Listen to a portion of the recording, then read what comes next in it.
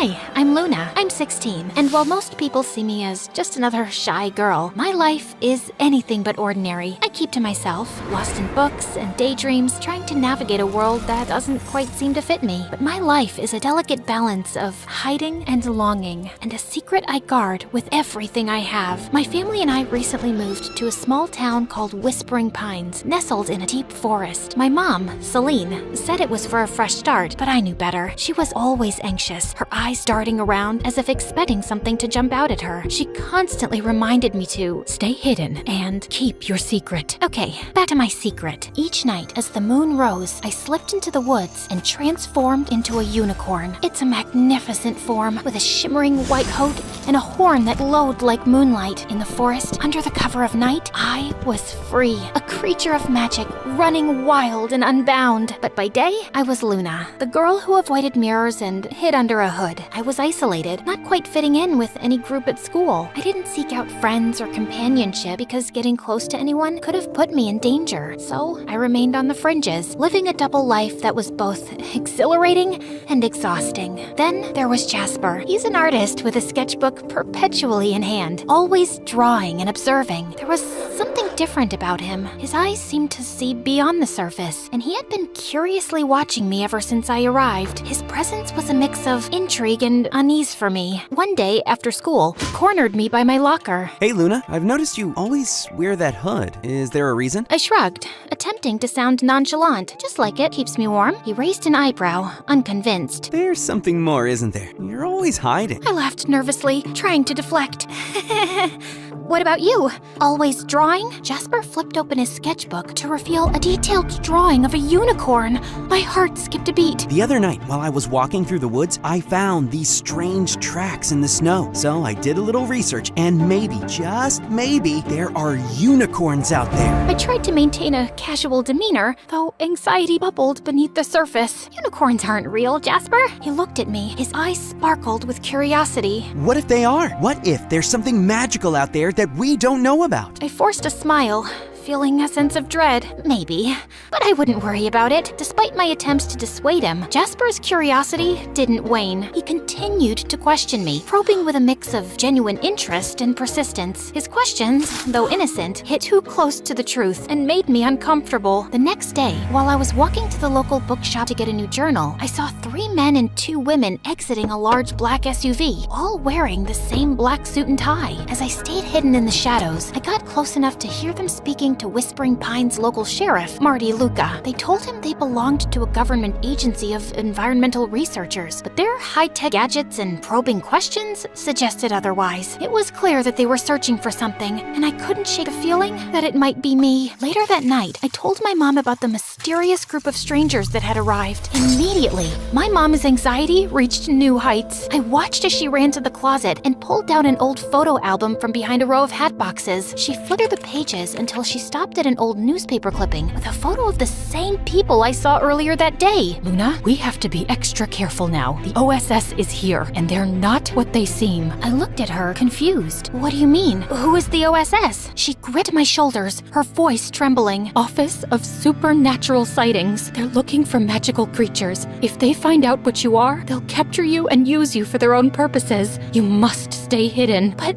I need to go out at night. It's the only time I truly feel alive. My mom's eyes filled with tears. I know, sweetheart, but it's too dangerous. Please, promise me you'll be careful. I nodded, but in my heart, I knew it was a promise I may not be able to keep. The allure of the forest and the freedom it represented was too strong. That night, I snuck out as usual, but the OSS's presence was palpable. Their advanced sensors and patrols made it clear they were on the lookout for something. My heart raced as I navigated the forest. I was careful to stay out of sight, but in my panic, I accidentally left behind a few strands of my magical mane caught on a branch. The next day, Jasper found the strands while sketching in the woods. He was intrigued, examining them closely. Later, he approached me in the school hallway, holding the strands out with a mixture of curiosity and excitement. Luna, look what I found! He held them up to the light. They sparkled with cosmic energy. They're different, almost magical. I tried to dismiss his concerns with a laugh, but Jasper's gaze was unwavering.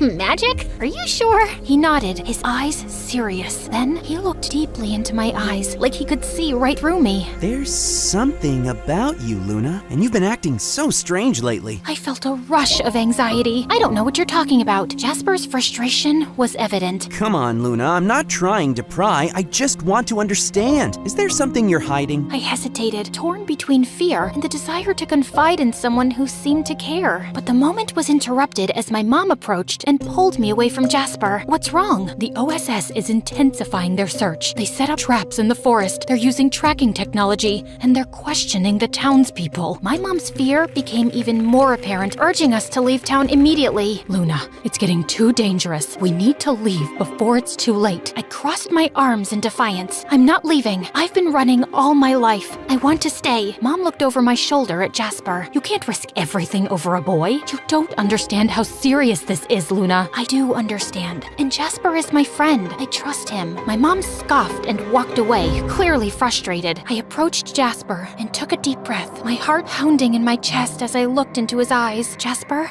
there's something I've been hiding from you. Something I thought you could never understand. My hands twisted nervously. I took Jasper into an empty classroom so we could talk in private. I'm not like everyone else. I'm a unicorn. As the words left my lips, a soft, ethereal glow surrounded me, and a single shimmering horn slowly appeared on my forehead, illuminating the night with a radiant, magical light. I watched his face, waiting for his reaction, fearing he would turn away, but hoping beyond hope that he would stay. Jasper's face softened, and a smile slowly spread across his lips. He reached out and gently touched the glowing horn, his fingers trembling with awe. I always knew there was something magical about you. Thank you for trusting me enough to share this. He let out a soft laugh, his eyes bright. You're beautiful, Luna. All of you. In the following days, Jasper and I spent countless hours together, working on a plan to outsmart the OSS. His artistic talents became crucial. We created detailed maps and tracks to mislead them, and in the hours we spent together, the bond between us grew stronger. Jasper's presence was a source of comfort. For the first time, I felt that I wasn't alone, that there was someone who truly understood and cared for me. One afternoon, Jasper voiced a troubling thought. What if they catch you, despite our efforts? What if they find out everything? I took a deep breath, trying to stay calm. They want to control me, to use me for their own gain. But having you help me is everything. I've never had someone stand by me like this before. Jasper reached out and gently touched my arm. I won't let them catch you. I'll do everything I can to keep you safe. His words brought me a sense of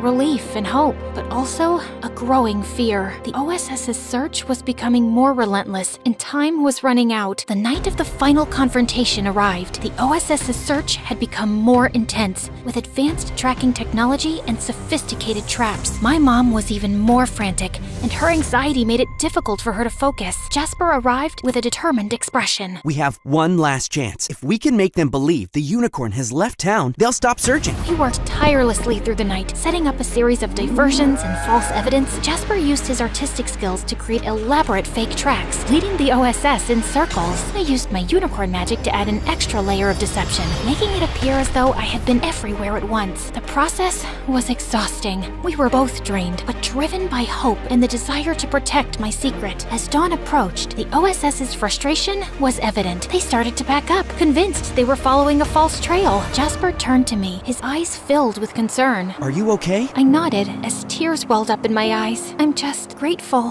Thank you, Jasper, for everything. He smiled, though there was a hint of sadness in his eyes. I'd do it again in a heartbeat. You deserve to be free. As the OSS retreated, I felt a sense of peace I hadn't known in a long time. The weight of my secret was lighter, and I was comforted by the knowledge that I wasn't alone. Jasper had been a beacon of hope in my darkest moments. With the OSS gone, my mom's fear slowly subsided, though the threat of their return lingered in the air. As the weeks passed, the town returned to a semblance of normalcy. I continued my life as Luna during the day, but the nights were still mine. Jasper and I maintained our secret meetings, and our friendship grew deeper with each passing day. He became a confidant, someone who understood both my human and unicorn sides. Then, Then, one evening, as we walked through the forest together, Jasper turned to me. Luna, what do you want for the future? I thought for a moment, the weight of my dual existence heavy on my shoulders. I want to find a place where I can be both Luna and the unicorn, a place where I don't have to hide. Jasper smiled, his eyes shining with determination. We'll find it together. We continued our walk in companionable silence as the moon cast a gentle glow on the path ahead. There was still uncertainty, but there was also hope. Jasper's presence was a reminder that I wasn't alone, that there was someone who cared about me and believed in my future. In the days that followed, Jasper and I continued to navigate the challenges of keeping my secret while building a life in a small town. We shared our dreams,